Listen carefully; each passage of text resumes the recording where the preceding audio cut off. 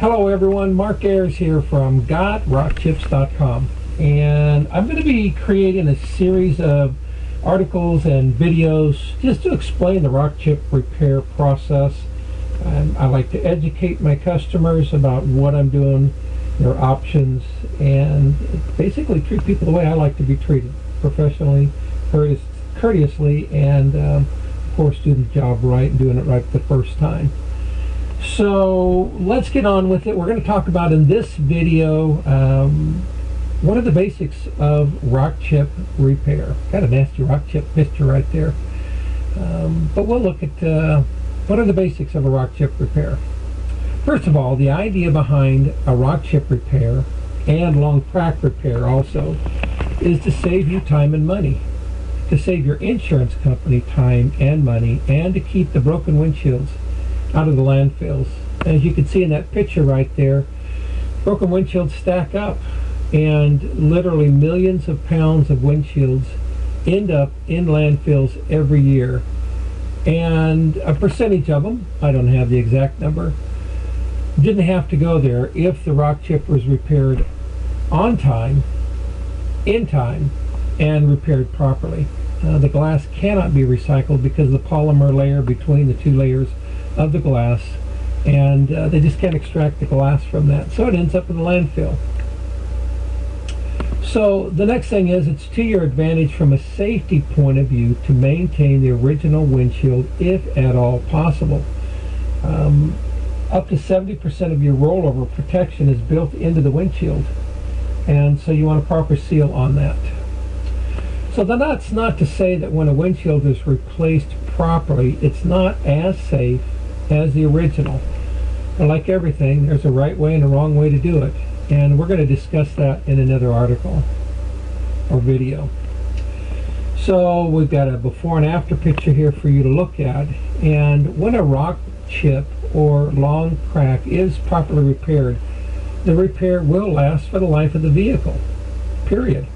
And when it's not properly repaired, they can continue to crack out in a matter of hours and not days, if not days, especially in high thermal conditions where it's high heat or high cold, and you can go through some thermal shock of the windshield. So there are three essential elements to a properly repaired rock chip. First of all, you want to completely remove all of the oxygen or atmosphere from the rock chip.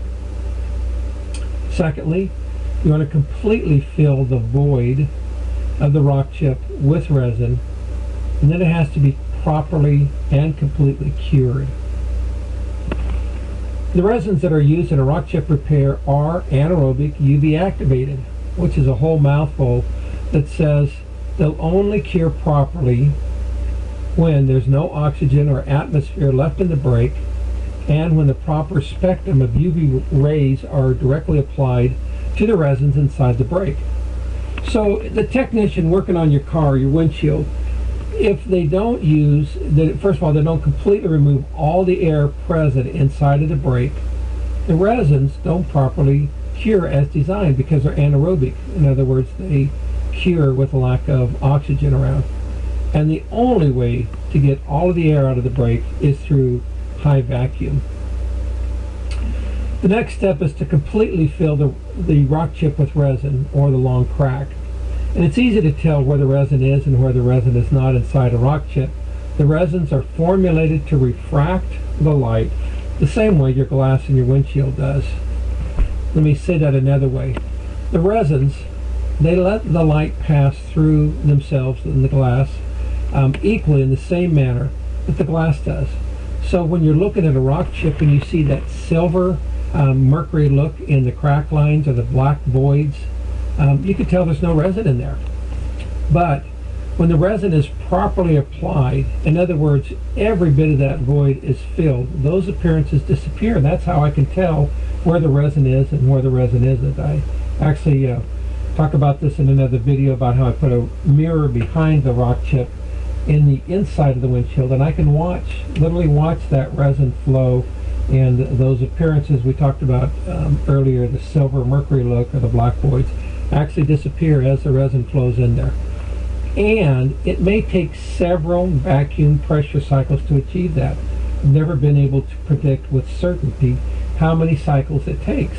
I just know that I pull a vacuum, I watch and look inside there to see that the air is no longer coming out, and then I put on a pressure cycle and put the resins in, and then double check and triple check, and however many times that takes to make sure there's no air left whatsoever inside there before I cure it. And that's the third point, and that is you have to completely cure with the proper UV spectrum. And I used to know that range, and I don't know it off the top of my head right now. It's not important. However, it's in the sun. That proper spectrum is in sunlight. But you can't always count on the sun to be out when you want it to be or where you want it to be.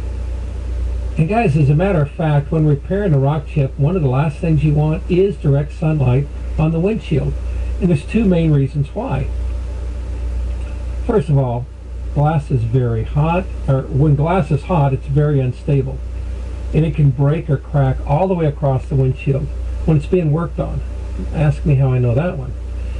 Secondly, the UV rays present in the sunlight can and will prematurely begin the curing process of the resins, and you don't want to need that. You want to make sure that thing's completely filled before those resins start curing. So the safest and best practices for rock chip repair is you gotta have that windshield in some shade on a hot day and out of the sunlight, and let it cool down to a lower than body temperature. So I got a checkpoint C there for you. What are the 3 C's again? You want to completely vacuum all of the air out. You want to completely fill that rock chip, and then you want to completely cure it. And when those 3 C's are in place, and a professionally, properly trained, conscientious technician is doing the work, you can rest assured your windshield will be repaired right the first time and every time. My name is Mark Ayers. I'm trained and certified as a rock chip repair professional. I've been repairing windshields for well over 8 years, working on cars and trucks and RVs and semis, and doing the tiniest of rock chips up to long crack repair. The longest one to date was on a motorhome. It was over 32 inches long, and it was a sizable repair, and it was not an inexpensive repair. However, that motorhome was about a $750,000 motorhome, and the glass on that's very expensive, and so comparatively speaking, it was great value. It was a great bargain for them, for me to be able to repair that long crack, stop the crack from going any farther, and get them on their way. So here's my contact information. I can be reached at 916-572-4471. Visit my website at gotrockchips.com, and on YouTube my username is gotrockchips.